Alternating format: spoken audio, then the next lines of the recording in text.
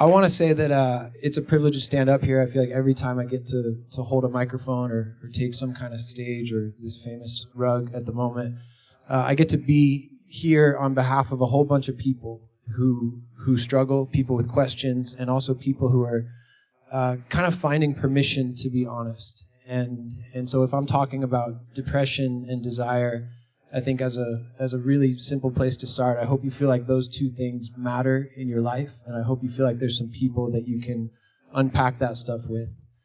And to share a little bit of kind of what I come in or the world that I work in, I wrote a story in 2006 about a friend named Renee who was struggling with depression, with drug addiction, with self-injury, who had attempted suicide, and I ended up writing a story and posting it online. And it was met with this surprising, incredible response and really took on a life of its own. And ever since then, we've heard from more than 200,000 people. We've heard from people in more than 100 different countries. And essentially what folks are saying is, this is my story, this is my mom, this is my girlfriend, this is my brother, it's a classmate, it's a neighbor, it's a cousin. And we've also heard people say, this is something that I've never talked about. This is a question I've never asked. This is something I don't know what to do with. And it's been such an amazing thing to see people kind of step forward and find strength in realizing that they are not alone in these places. And I feel like I get to stand up here on behalf of so many lives that are beginning to change.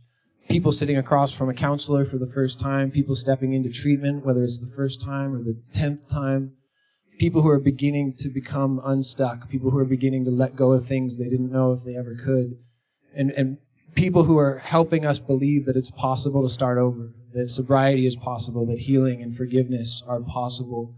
And so I get to be here on behalf of those folks. And I think it's well, first off, to paint a picture of what does this look like, what does this issue look like here in America. There's roughly 20 million of us who struggle with depression, and I'm one of those people. Untreated depression is the leading cause of suicide. For us in the room today, right now, suicide is the third leading cause of death. And I think the statistic that really shocked me, that really surprised me, was the one that said that 2 out of 3 people who struggle with depression, they never get help for it. And so if you sit with that, that says that the majority of people who live in this place, they live very much alone in this place. And I think it points to the reality that we're afraid of being judged, we're afraid of being misunderstood, we're afraid of being labeled. There's a lot of lies that we buy into. I'm the only one that feels this way. It's weird to feel this way. My friends are busy. My family, they're busy. I don't want to be a burden, or maybe I've been a burden for long enough. And yet, again, I get to sit here realizing that I have the privilege of running into people who have tears in their eyes and say, hey, I'm still alive because of this work that you guys are doing, or I began to get help because of this work that you guys are doing. And you know, we're sitting here in LA, and obviously LA is so known for storytelling. You know, the greatest storytellers live here, or so many of them do, and work in the realm of film and television, and certainly songwriters as well. And I wonder if I were to say, or to throw out the possibility that everyone in this room is living a story. Maybe that is comfortable, maybe that is very foreign, but I wonder how that would sit with you. And so maybe if you're comfortable going there, I would imagine that your story is one that includes desire. So much of that has been said today. And I would imagine it includes depression. And maybe if you don't relate to that word, I can imagine that something you relate to is pain, or to feeling stuck, or to bumping into some really big questions in this life. And certainly the further we get down this road, the more we have to deal with the end of things and the loss of people and relationships, and how do we move forward, and how do we keep going, and what does it look like to be okay. And the thing I want to suggest is the possibility that your story is sacred, the possibility that your story is unique, is priceless, that in a town where a lot of people say somebody else could play that part, that I would throw out the idea that nobody else can play your part. And my hope is that you feel like there's some people you can be honest with. And my hope is that when it comes to the stuff that hurts, the stuff that you don't know what to do with, that you feel like you're allowed to go there, you're allowed to be honest, you're allowed to ask for help. And I love today, I love that we're not just talking about the hard stuff, but I wonder about the good stuff. I wonder about the dreams. You know, maybe it's a dream to live somewhere, or to have some job, or to have a family. Maybe you're a young person, or you've been through a lot, and those ideas or those things feel impossible. That what does it look like to say, hey, those things matter?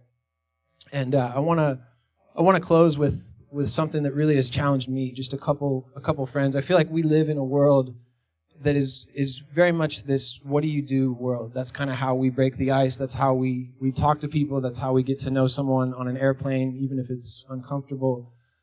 We just kind of say, hey, what's your name? Where are you from? And then inevitably we get to what do you do?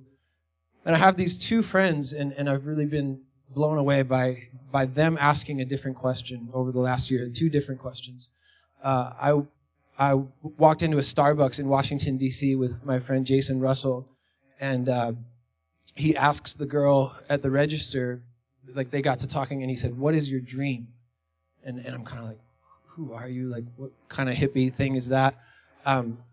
She was an African woman, and he went on to say, are you from Ethiopia? And then identified the city in Ethiopia that she was from, to which I only knew that at Starbucks the half and half is called breve, and that was the only remotely impressive thing that I could add. But I'll never forget him just saying to this girl, getting to know her, for 30 seconds, just, hey, what is your dream? And another friend, when he meets someone, when he gets to know someone, he says, what do you want?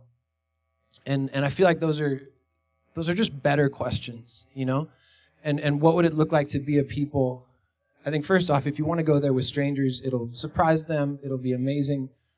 But do we even go there with our friends, I think we live in this day, and maybe even fittingly here, where we're supposed to have it all together, We're supposed to be successful and have it figured out. And if we have problems, we're not really sure if they can come out or if we can go there. And I wonder, what would it look like to have a few people, to have a support system where you can talk about those kinds of things, where you can say to your friend, or they can ask you, hey, what is your dream? Or how are you doing with that dream? What do you want? What makes you feel alive? And then with that, I would just hope that you feel like it's okay to be honest, and it's okay to ask for help. And it's simply part of being alive on this planet. It's simply part of being a human. And you deserve that. You deserve friends. You deserve love. You deserve love when it's tough, when it's awkward, when what does it look like to love someone who lives in a place we've never been? That's a question and a conversation we get really excited about. So thank you guys.